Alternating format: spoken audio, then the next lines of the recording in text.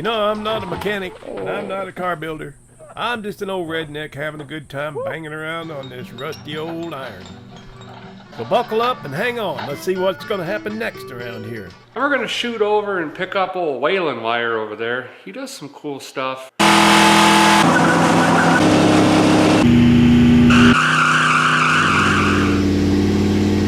Hey, welcome to Rat Rodding. My name's Waylon Wire, and don't ever do what we do here on this channel. Hey, boys and girls, welcome back to Waylon Wire's Old Iron.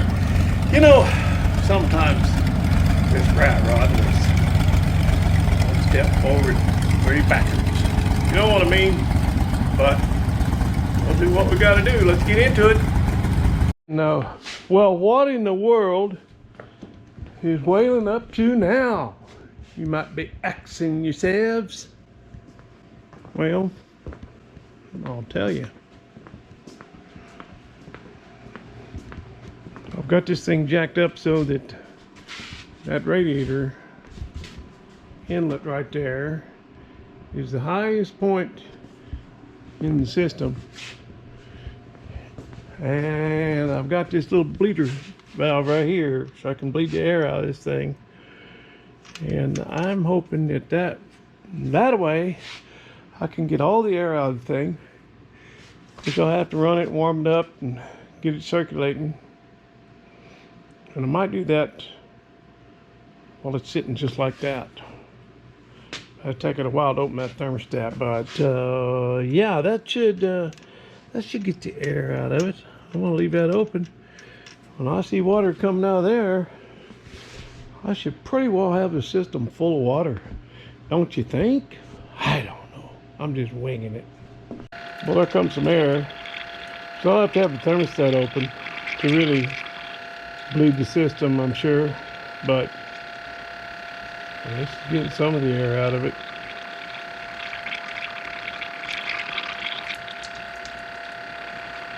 Quite a bit, actually.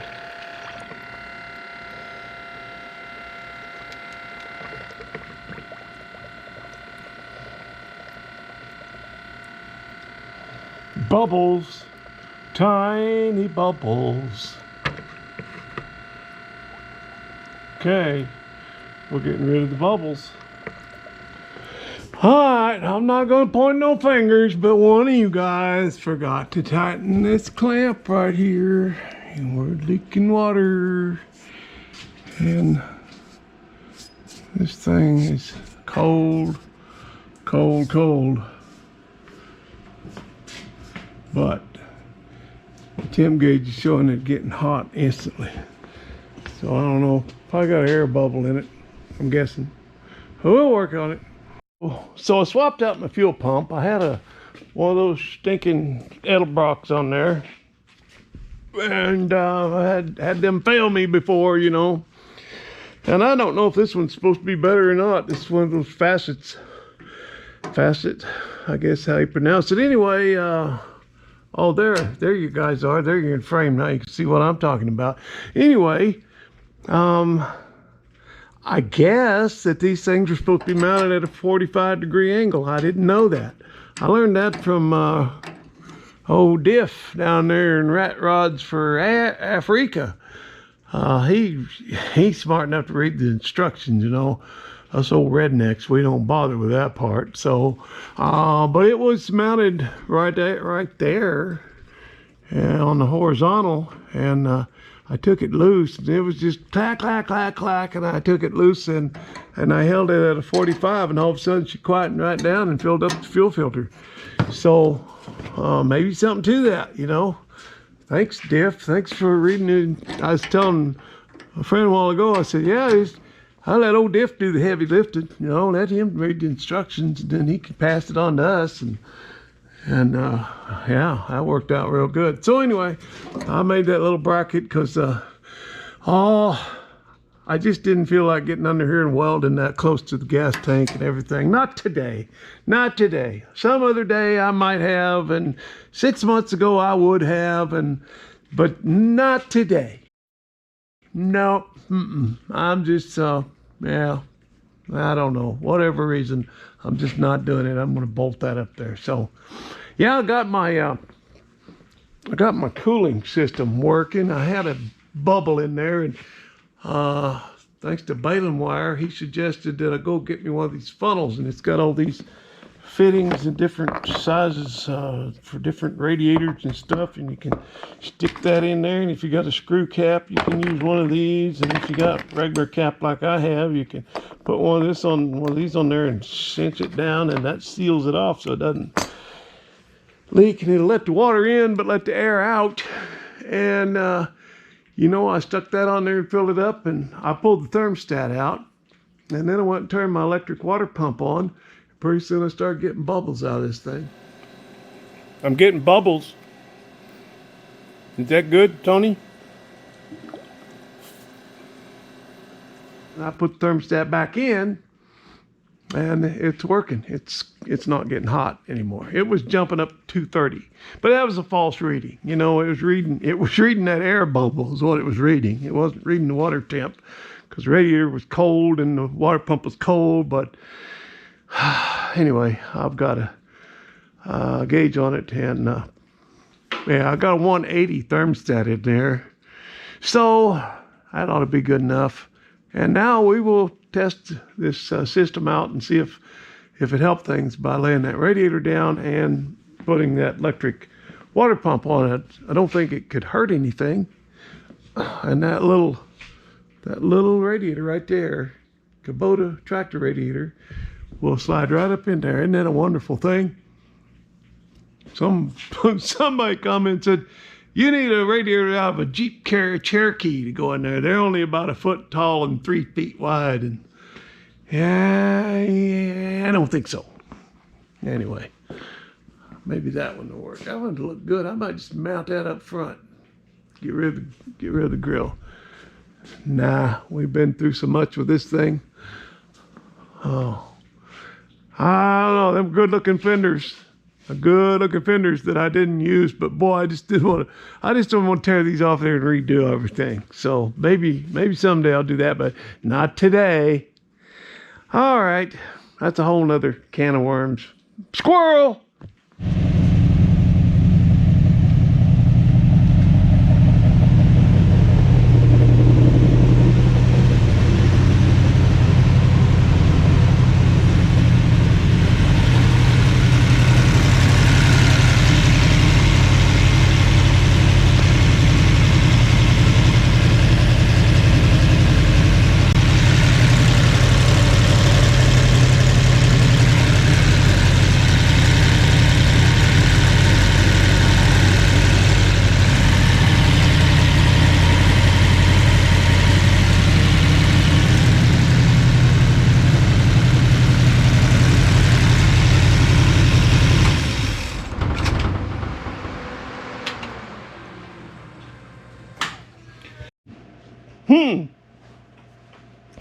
I was just reminded of something. I've got these posts and this switch. I got another one of those, a brand new one. I don't know. This one just got a little soot on from the fire, you know. It's a little black, but if it don't clean up, I've got another one. But I was getting ready to hook up my alternator wire, which I'm gonna do right there. And don't mind this wiring. I haven't got to it yet. It'll be all tidied up and look nice and everything, and be all safe and into the loom. But I'm gonna get everything wired in and clean it all up. But anyway, I got ready to hook on here. I don't know why that's smashed already. I have to put another one on. I want to solder it anyway. But it was reminded that I need to put those posts in here, those contacts there, and the switch up there. And I talked about this in the last video, but some of you might have not watched the last video or didn't care to hear about it or whatever. But what goes in there is a couple of posts to hook up jumper cables or battery charger, and it's got a switch. You can turn it on. If you needed to give somebody a jump, you could, or if you needed to charge the battery, you could, and without having to go under here. Now you can turn this wheel all the way back in. You can turn it hard right, and you can get in there and get to the battery, access everything. But wouldn't that just be a whole lot handier just to flip a switch, and that way it would access the battery? And hey, yeah, I like that. I like that, so that's what I'm gonna do. I'm gonna do it right now.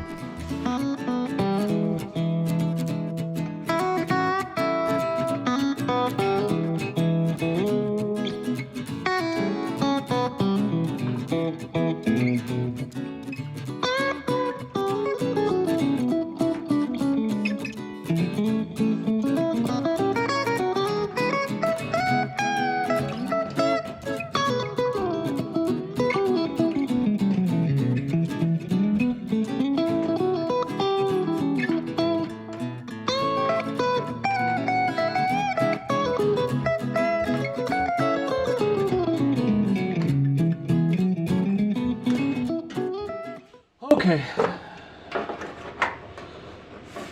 if this is gonna work. There we go. I had a brand new switch. This is a brand new switch I had in there, and it don't work. You get nothing when you turn it on. It's brand new Chinesium garbage. And so is this one. You know, it's just hit or miss. You never know what you're gonna get. It's like a box of chocolates. But that works. Now, if I would need to give somebody a jump, I can do it from out here without wrestling around to try and get under the fender to get to the battery. Or if I need to charge my battery, I can do it from right here. So I think that's a pretty good deal. Well, my new lens came yesterday, so I may as well swap that out before I break it. This one's all busted up. I just put a little silicone on it, hold it together while I was kind of mocking this thing up. Got a couple new trim rings, bezels, and those came from our friend Iron Trap Garage on eBay, and he cut me a deal on them, pretty good.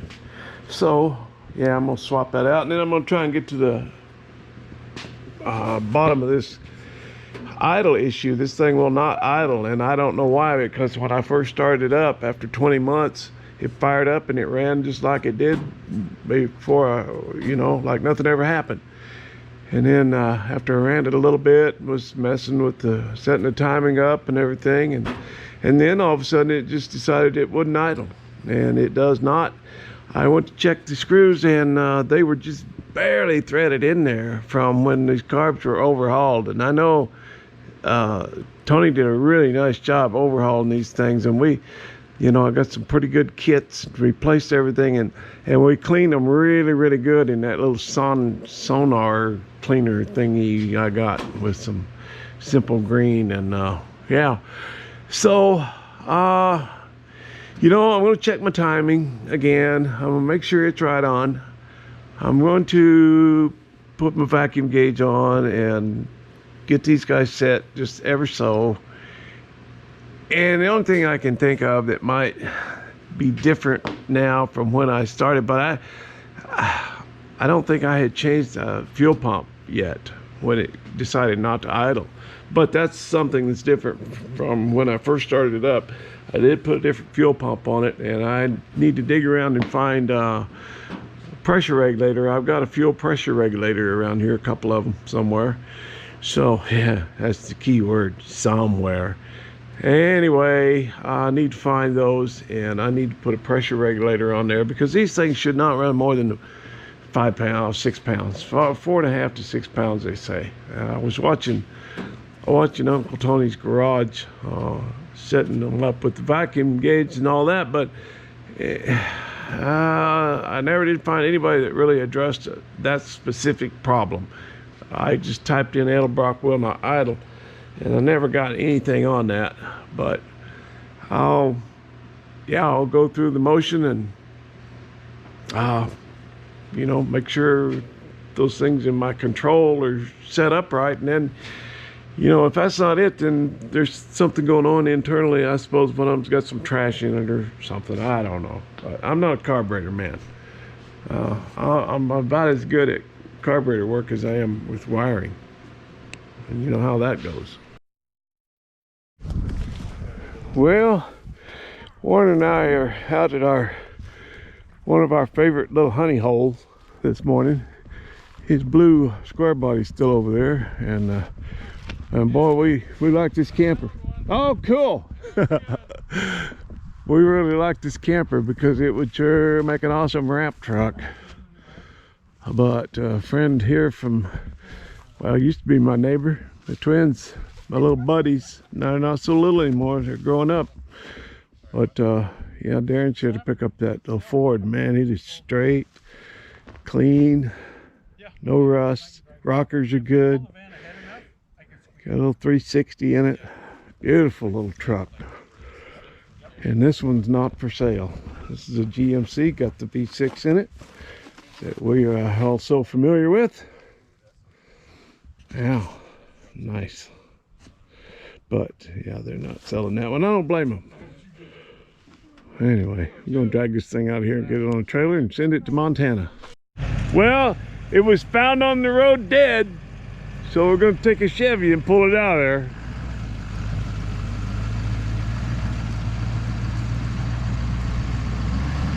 Nice truck. Oh, we just love old junk, don't we? I had a comment on the video one time where I was putting this tire on there. One of the tires, and I said, why in the world do people pick up the tires when they could just have it down low and just scoot them on the ground? Well, when you get to be a certain age, you figure out it's easier to pick the tire up than it is to get up off the floor. That's been my experience. One day I remember dropping a wrench.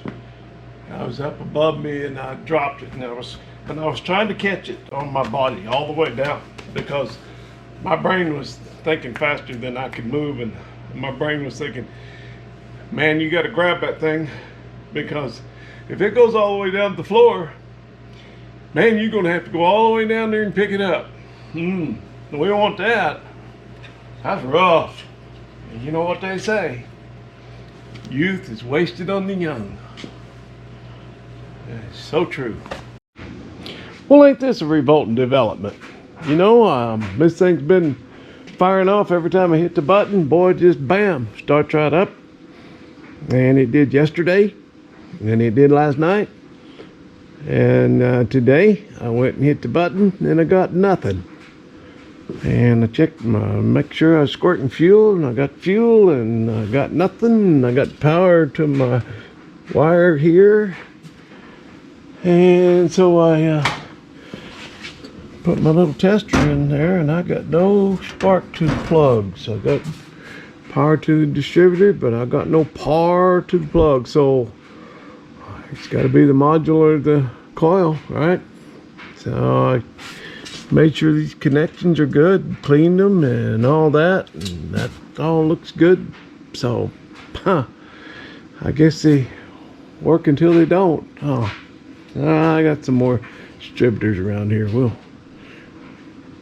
start ripping out parts, I guess. Well, I changed out the cap and coil, and that didn't make any difference. So I went ahead and pulled that module, and I don't know, that looks a little suspect. Why is that so smoky looking under there? Is that from the fire? No, that's a different, I think that's a different distributor. Well, maybe not. I don't know. But that looks a little weird. Let's see if we can find another one. Well, this comes from the Far East, back in St. Joe, Missouri, where cousin Balaam wire is from.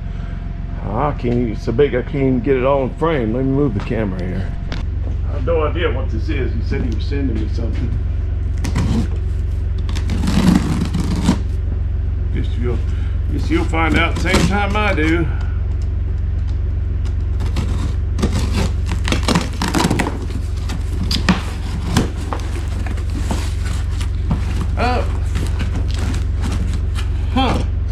I knew, looks, well, if the box is what it says it is.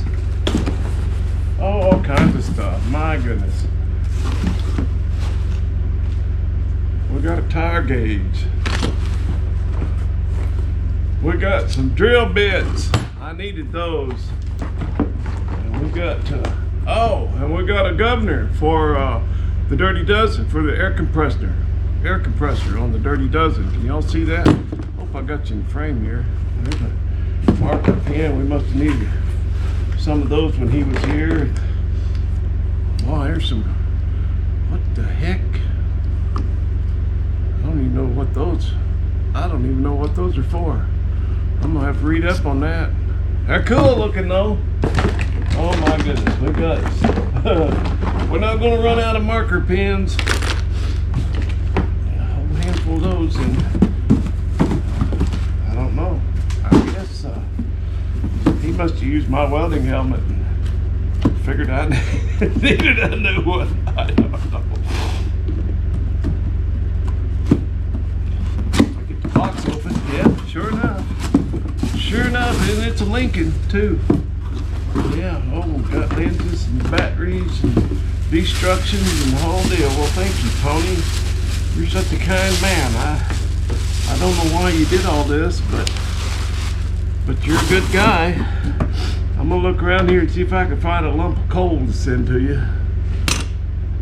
Wow. Well, it seems like it's one step forward and three backwards with this thing. I got I replaced the ignition module in that distributor. Got that squared away and got it running again, and I hit the button to open the cutouts, and one of them opened and the other one didn't, and it blew a fuse. So I've got one motor that needs to be replaced. The wiring is bad on it, I think. Anyway, yeah, I don't know. And that's quite a chore to get in there and get that loose. You have to take the header loose, and as Noah would say, who designed this thing? But that's just the way it goes. So I'm going to tear into that today, I guess. And I've got an issue with my alternator. I had the belt on there, but the alternator is extended out as far as it'll go in the adjustment to tighten the belt, and it's still not tight enough. So I got a couple different belts when I went to the parts store. So I got to, yeah, I got to work on that a little bit today too. Try to get that belt working right. And I just noticed another thing I got to address. I've got quite a gap here. Well, that one's about right, I guess. And then this one over here, because this is kind of bent up here. I'm gonna see if I can drive that down, but I don't know what's underneath there. I got to investigate that, but we can't have that. No, got to be just ever so. Well, I've had quite a day so far. I had to push 4 inches of snow 2 days ago, and then yesterday, or this morning, 7 inches. And I got a weak fuel pump on that plow truck. And when the tank gets low, it just won't pull fuel. You have to prime it to get it started. And then I had put 4 gallons of gas in it and plowed my driveway once. And this morning it ran out of gas. It didn't run out of gas. It ran low enough the fuel pump wouldn't pick it up, I guess. I guess that's what's going on. So, and the plow truck was stuck in the middle of my driveway, and I couldn't get out around it to go to town to get any more gas. So I had to use my Arkansas credit card and siphon the gas out of this thing and put in the plow truck and prime it and get it started to get it up the driveway so I could go to town and fill up my gas cans, which I did. And what I'm doing now is, this is the power steering pump that went through the fire. Most of the fire was coming up on each side of that engine. The flames were coming up, not so much in the front. So I gambled on it and I lost.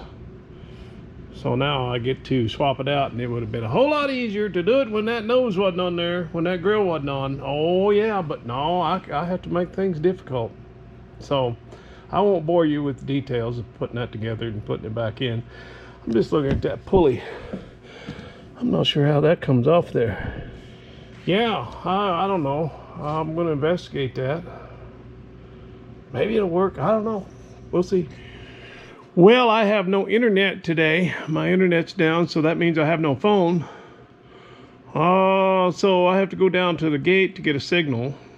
And I went down there and was looking at how they get these pulleys off, and every video I could find, all the information I could find about it, they use a puller.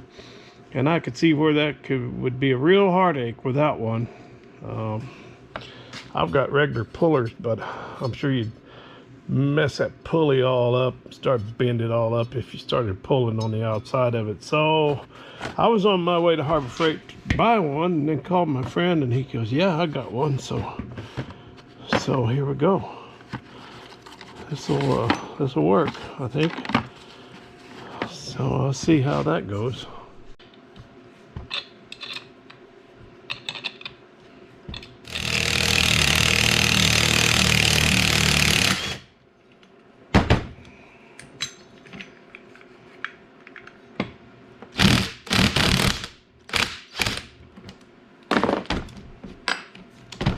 It's just been one setback after another with this thing lately.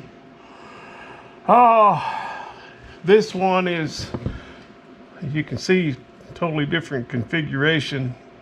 I mean, I don't think this matters about the reservoir and the spout coming off of it. Like this one's got a round reservoir and then a skinny spout. I don't think that matters. But this tube for the return line is in a totally different position. And it might not matter, but I think I'd just rather go back with the same thing I have, because these studs are different size, and that could create some heartache, you know. I don't know, everything that I've got will fit this one, and I think I just want to go back with what I have. So I called the parts store, and the guy found this one finally, and I'm going to take this one back, but the other one doesn't come till the first part of the week. So, you know, that's the way it goes. Anyway, I did get the pulley off, and so this project's on hold now until the first of the week. But I've got lots of other things I can do, that's for sure, like that, and like cleaning up this shop. Man, I have destroyed it again. So I think that's what I'll do. I think I'll clean house, put this on hold, and work on something else for a while. I would like to kick you guys out of video, but I don't have any internet, so I guess I'm not going to do that tonight. Well, I was hoping to air the bags up on this thing and back this thing out. I was hoping to see it move on its own power for the first time since the fire 20 months ago, but I guess it's going to be on the lift for another week now, because that pump's not going to be in until the first part of the week. I didn't even try to go anywhere else and get it, because I know it'd be a hassle. But yeah, I just told them to order it. So in the meantime, I got plenty to do, lots of other stuff to do. Okay, it is 6 o'clock in the morning. I think what I'm going to do first thing, I got to go into town later when things open up, but I think right now I'm going to start cleaning up this wiring. Oh, don't we hate wiring? Anyway, some of this runs to the back and to the fans and to the fuel pump, and I think that's the only thing that goes to the back that's on a switch. So those blue wires and the green wires, and they need to run through this channel in the cab down here inside some conduit, and then everything else goes up to the front, and that needs to be all cleaned up and put in some wire loom. Okay, so when I get some of that done, I guess I'll get back with you. Well, I found out why I don't have any internet. There's a the fiber cable runs from a pole over by my gate across that canyon to a pole down by this old abandoned house down here. And we had some wind the other night and it broke the cable and it's laying on the ground. So the power company was out and the guy said, he called them and told them to send some guys out, you know, and he said, we had a Christmas party at noon and everybody's just, oh man, everybody's full, they ate a lot. Said, I don't want to climb a pole. And I said, well, somebody's going to have to man up. And he goes, yeah, they're going to have to man up. And he said, once they get that cable spliced, they got to drag it down that, somebody's got to go down that canyon and climb back up that mountainside. You know, in the videos where I roll the cars off the mountain, that's steep as a cow's face over there, boy, just like that. So somebody's gonna have to wade, I don't know, over a foot of snow and try to climb that mountain over there. That's gonna be fun. So he said, yeah, somebody's gonna have to man up. It ain't gonna be me. I don't know what this was for, but it went through the fire. It's burned on this end. Now, maybe I was just using it for conduit, but that's what I'm going to do with it now. I've got to run 3 wires. I got to run a wire to my, what is it? 2 goes to the my fans, dual fans back there on that radiator, because I got them on a switch. That way I can let the thing warm up and then kick the fans on. Can't remember what the other one is right now. It's not fuel pump. Oh yeah, it is. I think it is fuel pump. Yeah. So that's only 3 wires, and I think they'll fit through this. And that way, I'll run that up on well, through this channel. There's a channel below the cab, right through that rocker there, and that'll be nice and protected that way. So that's what I'm going to do. I just about got this wiring cleaned up in the cab, and then I can start on the lights. Oh boy. Okay, I got the wiring all tidied up in the back. I spent all day on the wiring, and I got all this cleaned up in here. If you remember, there was wires hanging over the drive shaft tunnel, and we had just laid everything out. And I had to lengthen some and shorten some, and I rerouted everything and ran through a conduit and got it all tidied up in here. The wire you see over there on the driver's side that's for signal lights and all that. And that wiring was already ran through conduit to the back. That's all good. I'm going to keep that, and I'll just have to clean that up and sort it out.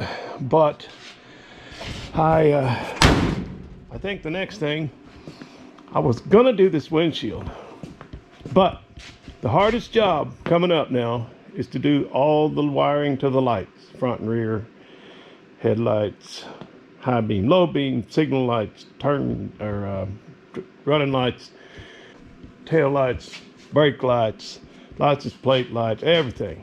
So that's the hardest job. So I think I'll tackle that next and save the easiest stuff for last. None of it's easy. It's all time consuming. It's tedious, but we've come a long way, and I know you guys are getting sick of this thing, and I am too. I was sick of it before I ever started, but I apologize for dragging this thing on, but I'm just one feller, you know, so it just takes what it takes. All right, let's get this thing in the air and take a look at these headlights. All right, let's commence to getting started. All right, that'll do it for this one. I want to thank everybody for showing up.